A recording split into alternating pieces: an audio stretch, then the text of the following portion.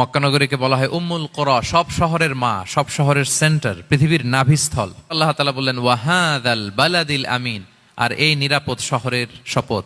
এই শহর দ্বারা মক্কা শহর উদ্দেশ্য, কারণ রাসূল সাল্লাল্লাহু আলাইহি ওয়াসাল্লাম তখন মক্কায় ছিলেন, মক্কা নগরী। এই শহরের পূর্ব নাম ছিল বাক্কা, এবং আল্লাহ তাআলা বলেছেন মান দাখালাহু কানা আমিনা, এখানে যে প্রবেশ করবে সে নিরাপদ। হেরেমের মধ্যে কিন্তু কাউকে আক্রমণ করা যায় না, কোনো খুনিও যদি ঢুকে যায় অ্যাটাক করা যাবে। তো জাহেলি যুগে এমনটা ঘটতো, কারোর সাথে কারো শত্রুতা হলে, ধরেন যে একজন তার বাবাকে হত্যা করেছে, তো সে তাকে পেয়েছে, ওই লোক বাঁচার জন্য দৌড়াতে দৌড়াতে হেরেমের ভিতরে ঢুকে যেত, কারণ সে জানে যে হেরেমে ঢুকলে সে আমাকে মারবে না। তো পরে সে যখন হেরেম থেকে বেরোতো আবার তার সাথে যুদ্ধ শুরু হতো। এবং এই শহরের এত মর্যাদার কারণ হচ্ছে সাইয়েদনা ইব্রাহিম আলাইহিস সালাম, তিনি আল্লাহর কাছে দোয়া করেছিলেন যে রব্বি জাআল হাযা বালাদান আমিনা, হে আল্লাহ আপনি এই শহরকে নিরাপদ করেন।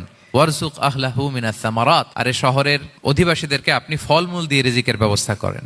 এখনো দেখবেন যে সারা পৃথিবীতে যেই ফল নাই মক্কাতে ওই ফল আছে, সারা পৃথিবী থেকে ফল ওখানে যায়। এবং মক্কার নেইবরিং সিটি তায়েফ, সেখানে অনেক ফল উৎপাদিত হয়, এখানে আসে। নিরাপদ শহর বালাদান আমিনা। এবং আল্লাহর হাবিব সাল্লাল্লাহু আলাইহি ওয়াসাল্লাম বলেছেন যে এই মক্কা শহর আমার সবচাইতে প্রিয় শহর।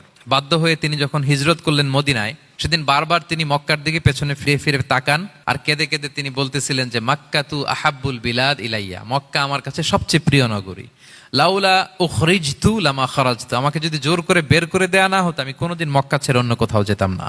আল্লাহর হাবিব সাল্লাল্লাহু আলাইহি ওয়াসাল্লামের সবচেয়ে প্রিয় শহর ছিল মক্কা, এবং এটা আল্লাহর হাবিব সাল্লাল্লাহু আলাইহি ওয়াসাল্লামের জন্মস্থান। মাকান মাউলিদির রাসূল, রাসূল সাল্লাল্লাহু আলাইহি ওয়াসাল্লামের বিলাদাত হয়েছে এই শহরে। এবং এই শহরকে আল্লাহ বলেছেন মাসাবাতান লিন্নাসি ওয়া আমনা, মানুষের মিলনস্থল, কেন্দ্রস্থল। সারা পৃথিবী থেকে মানুষ ওখানে যায়। আপনি যে রমাদানে যদি মক্কায় যান, আল্লাহু আকবার, লক্ষ লক্ষ উমরা পালনকারী সেখানে, ইউরোপ থেকে, আফ্রিকা থেকে, অস্ট্রেলিয়া থেকে, এশিয়া থেকে, সারা পৃথিবীর মানুষের মিলনস্থল। ওখানে গেলে আপনি দেখবেন মাসাবাতান লিন্নাসি ওয়া আমনা, নিরাপদ জায়গা এবং মানুষের মিলনস্থল এটা। এখানে এমন মসজিদ আল্লাহ রেখেছেন কাবা ঘরের চারদিকে, এটাকে বলা হয় মসজিদুল হারাম, যে মসজিদে 1 রাকাত সালাত পড়লে 1 লক্ষ রাকাতের সওয়াব হয়।